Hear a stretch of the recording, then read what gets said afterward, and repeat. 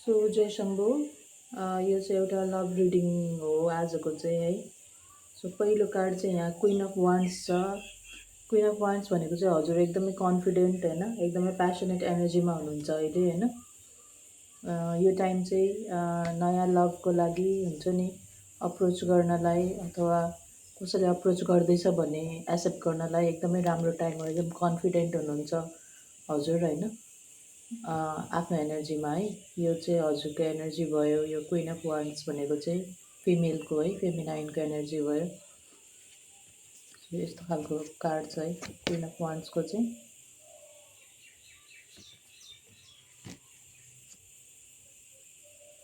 अनि त्यसपछि लगाएर हाम्रो हाई प्रिस्ट कार्ड आएको छ है। अनि हाई प्रिस्ट कार्डमा चाहिँ हजुरको के हुन्छ भने कसैलाई चाहिँ हजुरले कम्युनिटी अथवा फर्मल सेटिङबाट चाहिँ भेट्न सक्नुहुन्छ होइन। जस्तो कि स्कुल भयो, कम्युनिटी भयो, स्पिरिचुअल इन्भाइरोमेन्टहरू भयो होइन। जस्तो मेडिटेसन गर्ने ठाउँ, टेम्पलहरू, मन्दिरको एरियाहरू, ध्यान केन्द्रहरू होइन। अब यस्तो ठाउँहरूबाट चाहिँ हजुरले कसैलाई भेट्न सक्नुहुन्छ, कसैले अप्रोच गर्न सक्नुहुन्छ होइन।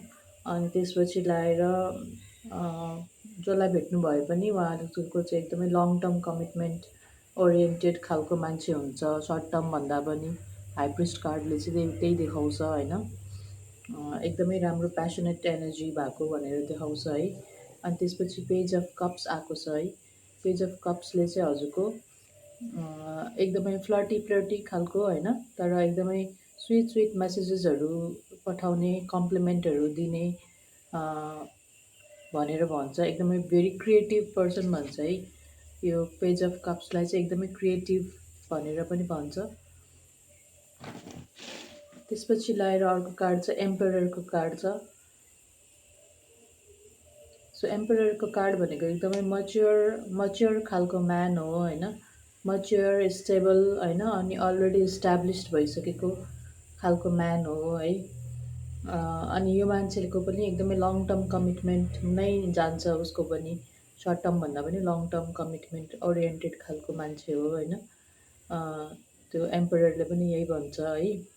सो हजुरको अनि एम्पररको पनि एकदमै राम्रो कम्प्लिमेन्टहरू दिने, प्यासनेट है एनर्जी, अनि स्ट्रेन्थ एकदम मन पराउने खालको हुन्छ है। त्यसपछि थ्री अफ कप्स छ। थ्री अफ कप्स भनेको चाहिँ यो चाहिँ हजुरको कुनै साथीभाइ गेट टुगेदर, सोसियल इभेन्ट होइन, सोसियल्ली हजुर एक्टिभ हुनुहुन्छ, साथीभाइहरूसँग भेटिराख्नुहुन्छ भने चाहिँ कसैलाई हजुरले त्यहाँबाट पनि भेट्न सक्नुहुन्छ भनेर भन्छ है।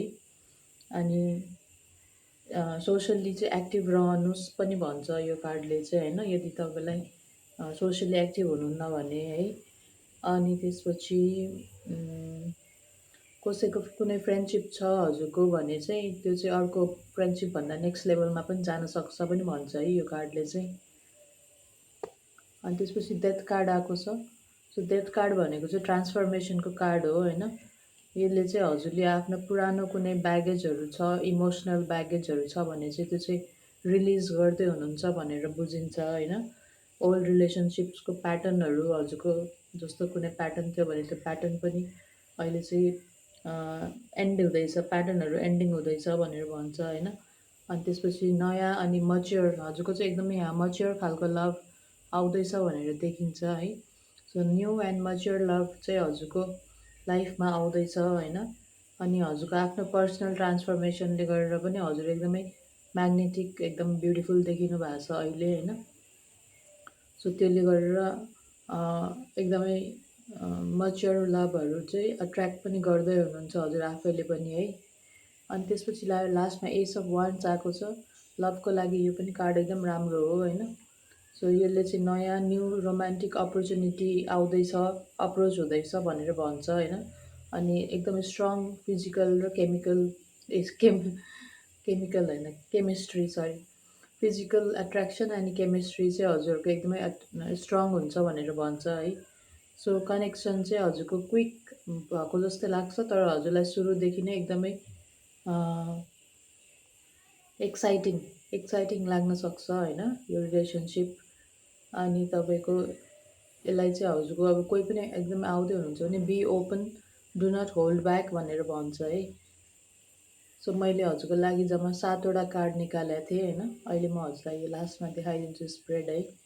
अनि यति कार्डले चाहिँ हजुरको एकदम मच्योर खालको म्यान होइन, अनि सोसियली अथवा वर्क इन्भाइरोमेन्टबाट हजुरले भेट्नुहुन्छ, साथीभाइबाट अथवा कोहीबाट होइन।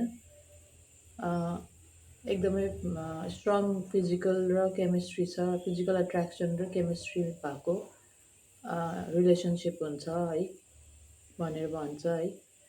अनि एकदमै छिटो आउँदैछ हजुरको लाइफमा यो है। So thank you for watching. जय शम्भू।